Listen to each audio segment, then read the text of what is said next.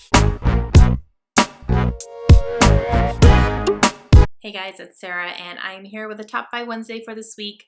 Top 5 Wednesday is a video series that was created by Lainey over at Ginger Reads Lainey, and I will include a link to her YouTube channel and also the Goodreads group if you want to join in with us.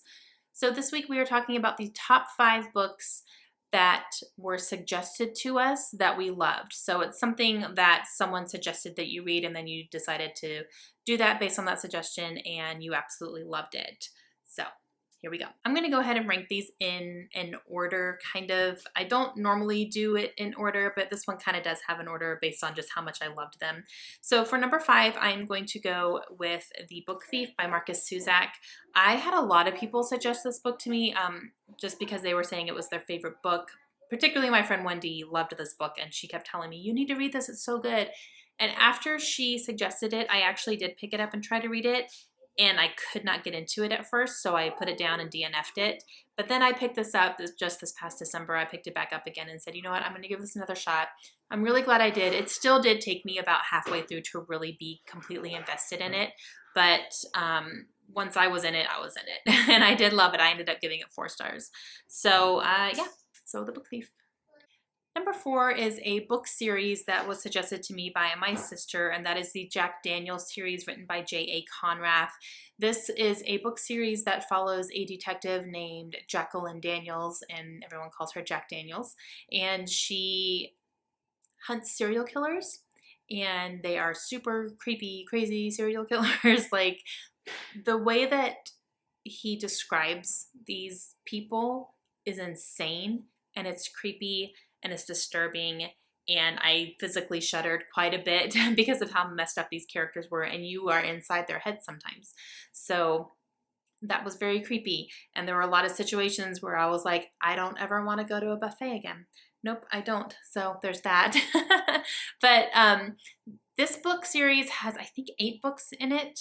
I'll double check. But each title is based on a drink. So there is whiskey sour, there's a cherry bomb, there is a dirty martini, things like that. So the names of them are really funny, and then the main character's name is Jack Daniels. So it's all drinks, all booze. So I suggest having a margarita while you're reading it. But yeah, I love this series. J.A. Conrath definitely became one of my favorite authors because of this series, and I flew through them so quickly.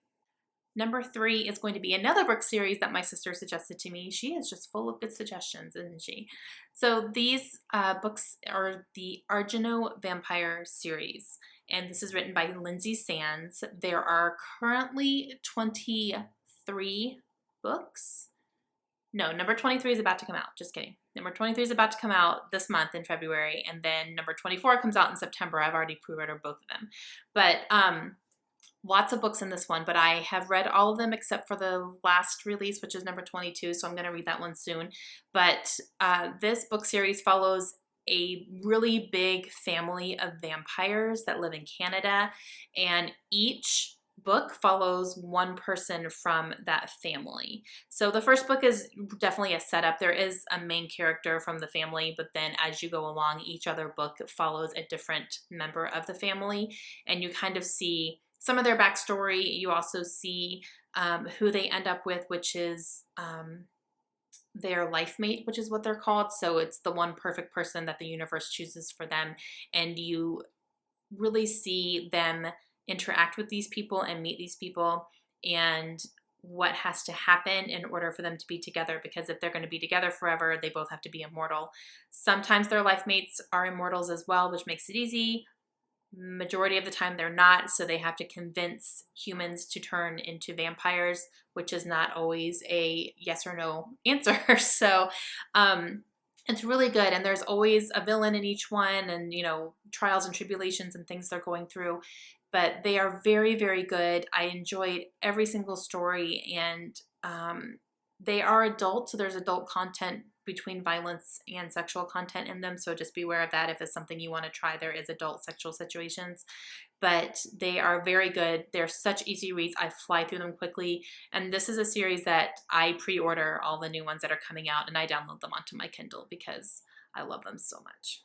Number 2 is a book that I just recently read and just am fangirling all over the place about, but this book was suggested to me by multiple people, but the one that sticks out in my mind who said, you should read this, it's really good, is my sister-in-law, Rachel.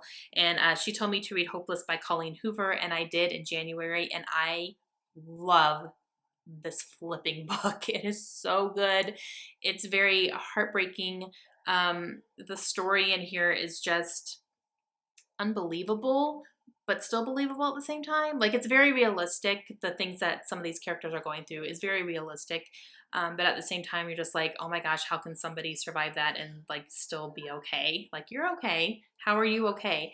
But very, very big on family and very big on how people connect to one another, and the strength of those connections is very big in this book, and it's so good. I flew through this. I'm gonna keep this book forever. I'm probably gonna reread it. But yeah, my first Colleen Hoover book, and I'm hooked. And the number 1 book that was suggested to me that I absolutely loved became one of my favorite books of all time. So I'm going to talk about it again. If you've been here for a while, you know I'm going to talk about To Kill a Mockingbird.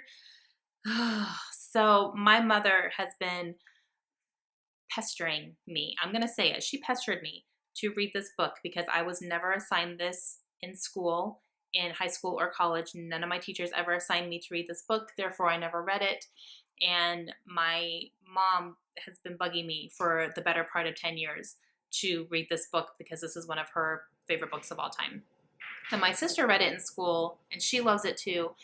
And so finally, last summer, I picked this up at the store and I read it, and it became one of my favorite books of all time, right behind Harry Potter, like a smidge behind Harry Potter. I don't think anything's ever going to be Harry Potter, but this one is wonderful. And I took my time with it because it's not a book that you can speed read your way through it. It wasn't like that. You have to take your time. You have to absorb it. You have to appreciate it.